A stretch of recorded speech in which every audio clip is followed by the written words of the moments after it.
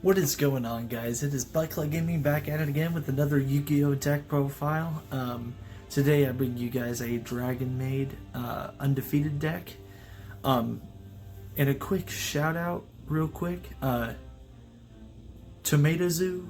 I know that you wanted to see this deck profile, and I'm sorry if I butchered your name, but there's a shout out for you. I know when you mentioned that you wanted to see this deck, it was funny that you mentioned it because it was literally going to be the next deck profile that I recorded. But I hope that this helps you get back into Yu-Gi-Oh! Just take some inspiration off of it and see whatever works for you. Now, also I want to make a quick mention as well that I did have to change up this deck due to the recent ban list. So only like 4 cards needed to be taken out and replaced, but like literally it wasn't anything too big. It didn't really mess with its consistency or power. And also, I don't know if this is your first time watching, I highly suggest going and checking out the Trap Tricks deck profile that I did before. Now, that deck too was also undefeated the time that I was using it. But yeah, I highly suggest go checking that out. And if this is your first time to the YouTube channel, welcome, for one.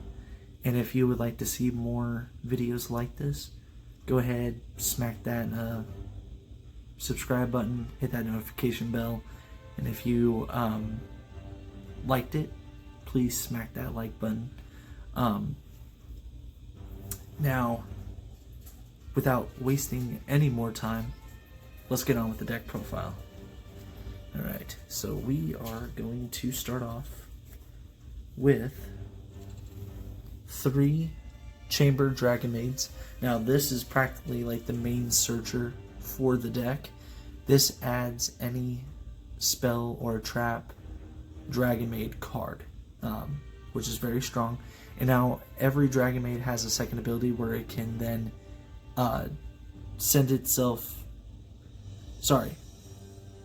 returns itself to the hand to special summon a DRAGONMAID monster from the grave.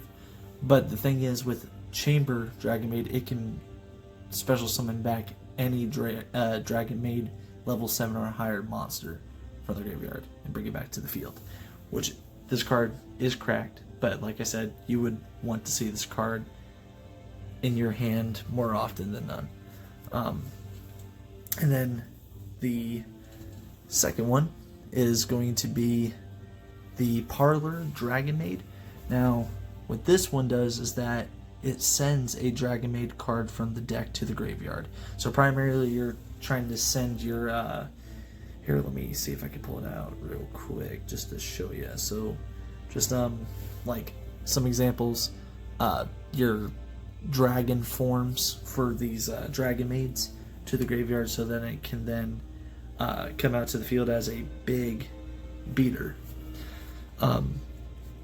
Now for Parlor, when this one is sent to the hand at the start of the battle phase, this one can only special summon 1 level 8 DRAGONMAID monster from the hand or graveyard.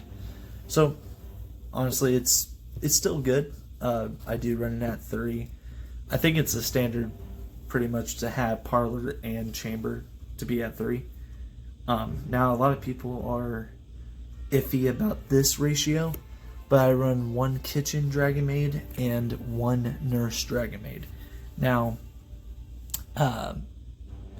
Kitchen DRAGONMAID, what this does is when it's normal or special summon, it can add 1 DRAGONMAID monster from the deck to the hand.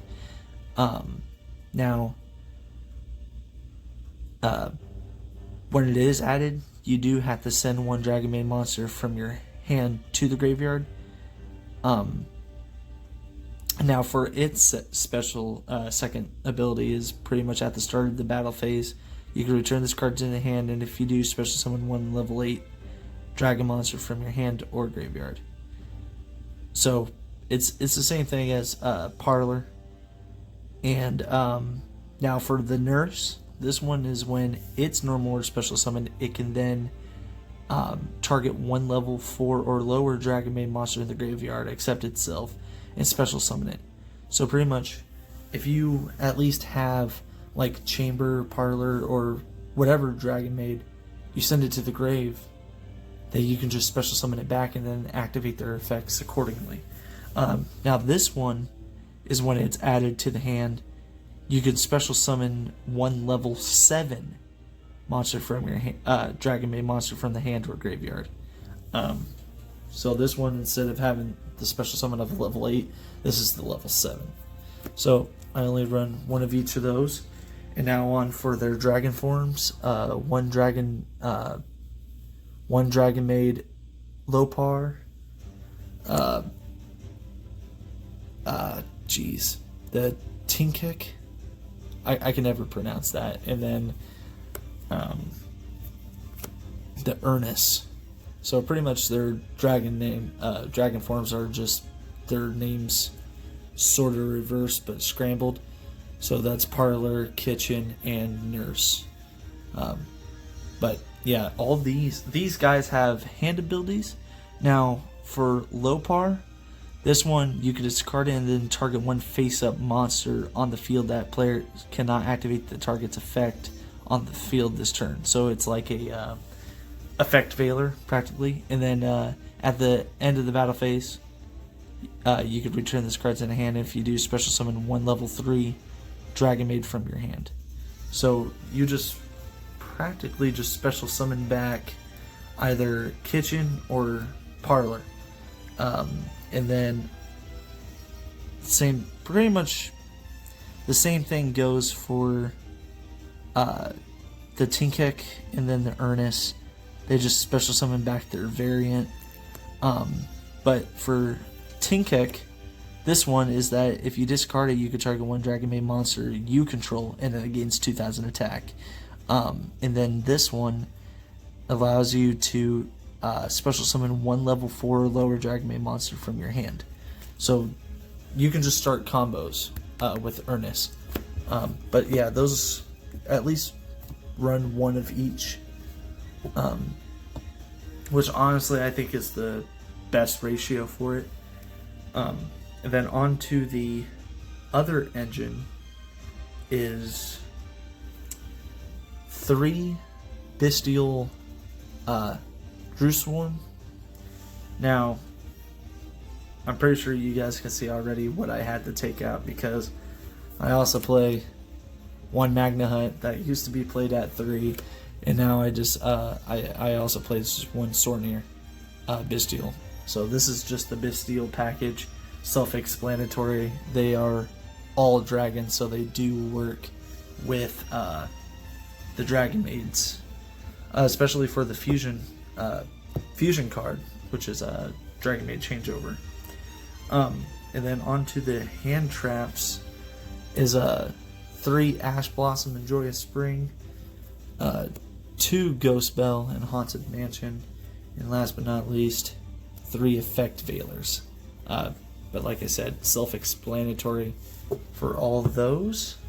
Now, on to the spells. I play the one DRAGONMAID Welcome. Now this card is absolutely disgustingly cracked.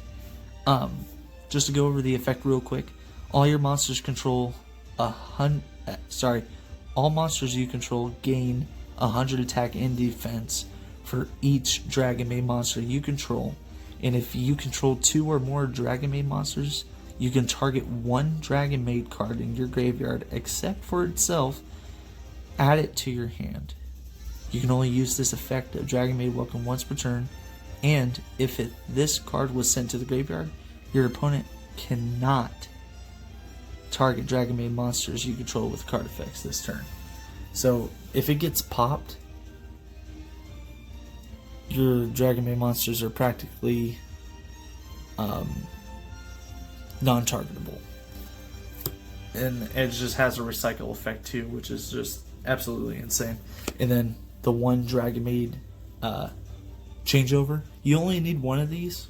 I see a lot of people play two, but just having one, you can just recycle and recycle this effect over and over again, because all you gotta do is that if it's in the graveyard, you could target one DRAGONMAID monster you control and add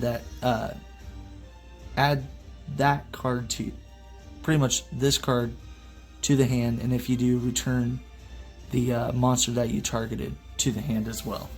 So you can just keep reactivating this card pretty much, because the only once per turn effect is the graveyard ability, but you can keep using the special summoning fusion effect, so you can just use it twice if you have more than one DRAGONMAID card or dragons, like the Bestials, pretty much to help. Now I also play 3 DRAGONMAID Hospitality.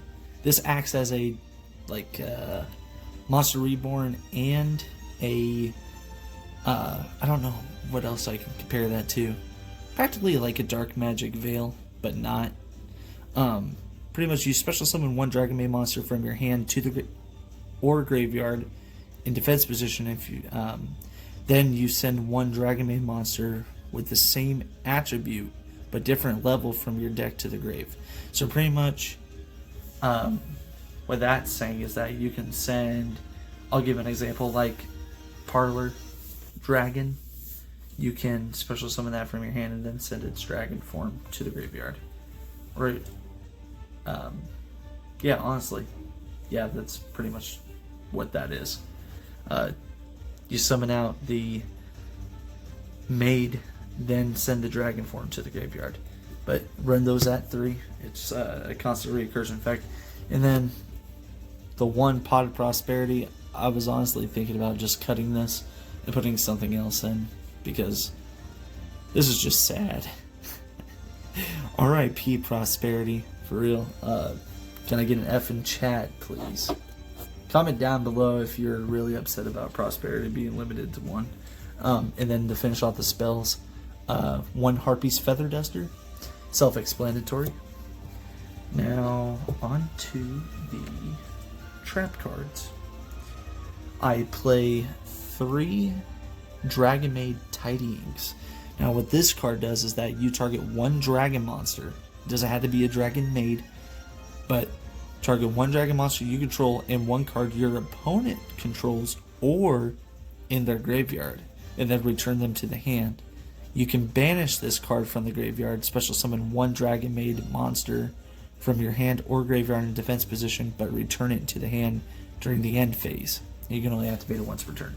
So, like I said, this is the one combo that you can do with Parlor. It's just send this if you wanted to, just depending on the situation of the duel. But that's another way of getting this card into the graveyard to activate its revival ability. And then I play the 3 Infinite Impermanence. That's also self-explanatory. And then this one's going to maybe weird to most of you, but you probably haven't seen it in a long time, is 3 Solemn Strikes. Now, you're probably asking, like, why am I running this in today's game of Yu-Gi-Oh? It's just because it's a counter trap, and it's funny. When your opponent summons a big board and you can just go, no, and just negate it and destroy your opponent's card or monsters, especially if they special summon 1 or more. But yeah, run the 3 Solemn Strikes, and that's it for the main deck. I'm pretty sure it's a 40 in the main. Now onto the extra deck. Now the extra deck's a little wonky. I was kind of rushing last minute for the extra deck for some of the cards I had to take out. But run the 3 mandatory DRAGONMAID Shios. You're gonna go into this card way more than any extra deck card that's in this deck profile. This is a big body negate card which is stupid, but once you negate an effect, it then gets sent to the graveyard to special summon one level 9 or lower. Sorry, not level 9, but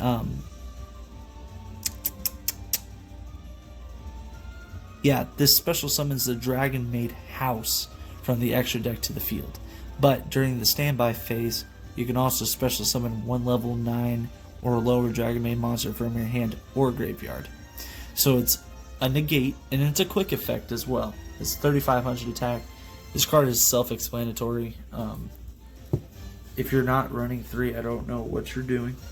And then, obviously, play the 3 house. Now this one's a little weird. I mean, you'll see this card a lot too, due to Shio. But pretty much during the standby phase, you can target one other Dragonmaid monster you control, special summon one Dragonmaid monster from your hand or graveyard in defense position, whose level is higher or 1 lower than it. And then when another face-up Dragonmaid monster you control returns to the hand, you can target one monster your opponent controls and destroy it. Which every single Dragonmaid card, especially like the maid versions, they all return to the hand, and then Dragonmaid Tiding returns cards to the hand as well. So you can just combo off if you do this with another card, and it's absolutely insane. It's 3,000 attack. But like I said, Shio is going to be the main card that you're going to be fusing into and seeing from the extra deck at all times. Now on to the links. Play one IP Masquerena, one Heractic Seal of the Heavenly Spheres. I was running 2 at one point. I don't know where the other copy went. But one Nightmare Phoenix, one Nightmare Unicorn, Blackluster Soldier, Soldier of Chaos, one Mech Knight, Crusadia Avramax. That card is absolutely astonishing. One Boral Sword Dragon,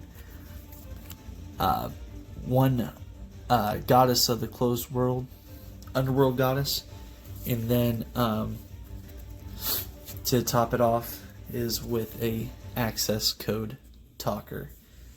Now all those are pretty much self-explanatory,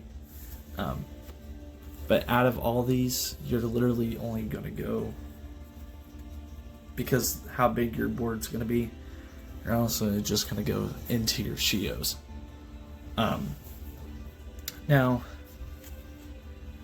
I honestly want to hear your guys' thoughts on what I could add to the extra deck, which it wasn't really important for the extra deck to be completely full of monsters, because like I said like 5 times, is that you're going to go into Shio so much more than any of the extra deck cards.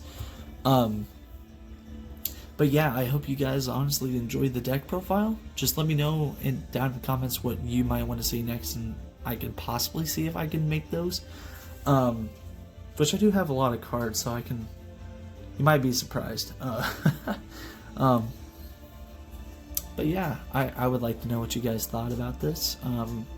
If there's anything that I possibly could have changed or improved on.